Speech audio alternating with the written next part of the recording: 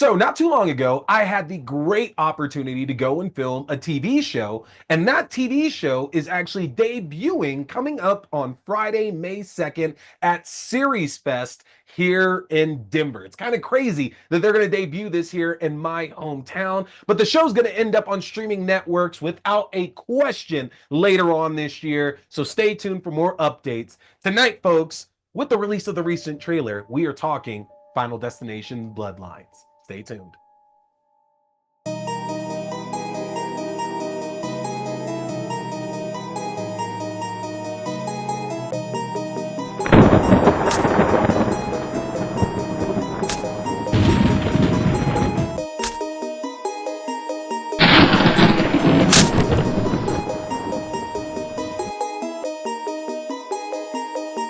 Everybody, welcome to the show. I appreciate you tuning in. So, like I said before, tonight we are talking the latest film in the Final Destination franchise, Final Destination Bloodlines. Now, let me be clear about this. I have not been to an early screening of this, so I have no details outside of what we've seen in the recently released trailer and a lot of the online internet chatter. So let me nip that in the bud right away. It's crazy to think that in this franchise, that if you're not familiar with the Final Destination franchise at all, each film tells the story of one person having a premonition of a large number of people getting killed in gruesome ways, all by death's grand design. And can that one person stop the deaths of themselves and the other people who were killed in this vision as well too? Now, since the year 2000, they have given us 5 of these films. The first film debuted, you might remember, with Devon Sawa back in 2000, and it was humongous, y'all. Absolutely humongous. But it's actually been 14 years since the most recent film, Final Destination 5. It's been quite a while. The series has been on ice for a bit. There's been a lot of talk about bringing it back in the past for sure. No question about that at all. But this is the official movement getting back into the Final Destination franchise.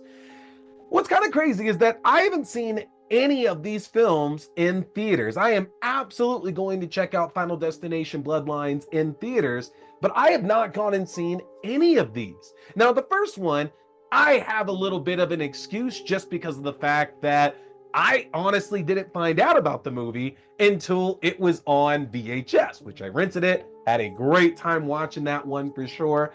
Final Destination 2, my parents just didn't want to take me, not because they didn't care about me seeing it, they just didn't feel like taking me when I wanted to go see it. So again, I was waiting for DVD on that one. Same with Final Destination 3. And honestly, I checked out of the series around then because Final Destination 3 is the high point of the franchise to me, honestly. No disrespect to what James Wan, Glenn Morgan, Jeffrey Reddick did with the original film, or any of our other filmmakers involved in any of the subsequent sequels. I think they're all, frankly, fairly strong. But I do feel that Final Destination 3 had, in my opinion, the most likable protagonist. I think there's a little bit to not necessarily enjoy about Alex Browning and Clear Rivers, and I'm not going to get into that because I'm going to do a review of Final Destination before the new one comes out, so I'll talk a little bit more about it then. But I do feel that the problem with a lot of the entries in this franchise is that a lot of these leads are not fully likable for one reason or another. You're not necessarily rooting for them to escape death's grand design. And even more so than that, you like characters that you don't want to see fall into, again, these elaborate death traps that are set up across the film. And I still feel that Final Destination 3's Wendy, played by Mary Elizabeth Winstead, and Kevin, played by Ryan Merriman, are our best 2 protagonists in this franchise. Beyond the fact that that we're getting 2 protagonists who are apparently getting premonitions in it, but also just the fact that it doesn't take much convincing to get to it. By the time this 3rd movie came around, we really needed to get away from the whole, oh, well, death's after us and I got to convince you. Like, I get that that is the crux of how this franchise has worked, but the formula has gotten over entire each subsequent entry. And so I enjoyed in 3 that Wendy immediately had Kevin on her side to believe in her when it came to these premonitions and doing everything they can to stop all of this. But let's be real about it. We're coming to these films for the elaborate Rube Goldberg death traps that are happening in each of them. Final Destination could fight Saw any day in terms of what people are going to go through, whether or not it's for a pound of flesh or for their very own lives. And the kills have gotten far more inventive as the series has gone on, but it's hard not to acknowledge some of the stuff that's happened off screen that would be crazy good to see on screen due to the storyline aspects of it. For example, I was obsessed with the idea of characters from the original film coming back to subsequent sequels back around the time that Final Destination 2 came out. So I was bummed that Devon Sawa couldn't come back.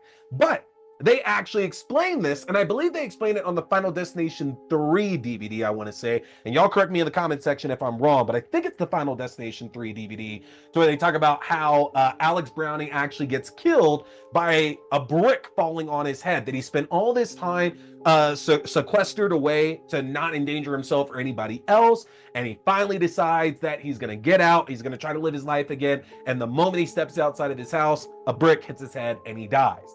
And the thing about it is that that was never really acknowledged in any of these other films. These movies work very much like the Leprechaun franchise, or even like the Texas Chainsaw Massacre franchise, where each film has its own individual mythology going back to that first movie. And they always make references, these protagonists, about the other ones who have seen these premonitions, but we don't really do much more than that, with the obvious exception being Final Destination 5, that had one of the best endings ever. In my humble opinion there, I love me a good twist ending in Final Destination 5. I know that got me, and I know that got all of you as well too. I got to hear about that, what you feel about that Final Destination 5 ending. It's been over 10 years. Y'all, the ending of Final Destination 5 is the beginning of the original Final Destination. Our characters who survived everything through the Final Destination 5 movie end up on a plane going to Paris, only to find out, oh my God, it is the plane from the original film, and they're all going to die. They all do die. They all do die. So good the way that one ended there.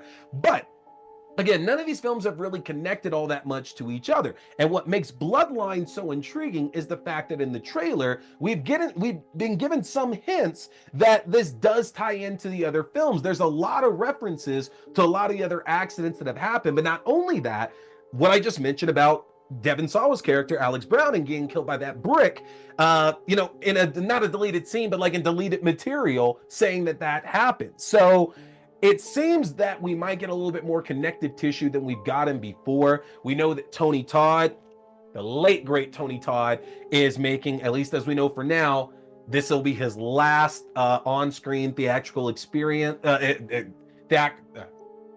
his last on-screen theatrical appearance. And again, that's all we know here for now, but we know that his character of Bloodworth is going to play a role in this. We don't know how much. There's been all these rumors for months at this point that a lot of the story would focus on a young William Bloodworth, this mortician who knows more about death than he lets on. He's helped a number of these characters across the film, but we don't know that for sure, y'all.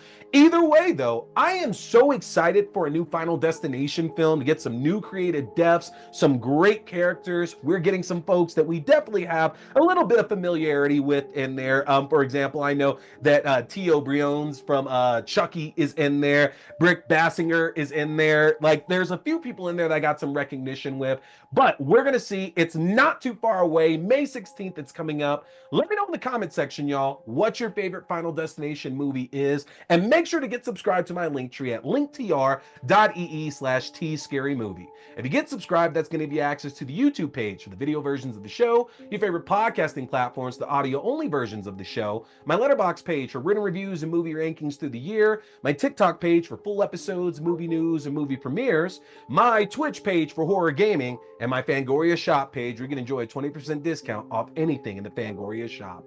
Take advantage of all that, folks. Hit that subscribe button. I got more great reviews coming your way. You don't want to miss any of that. But that's it tonight, y'all. My name is T, We've been talking scary movies. Stay scared.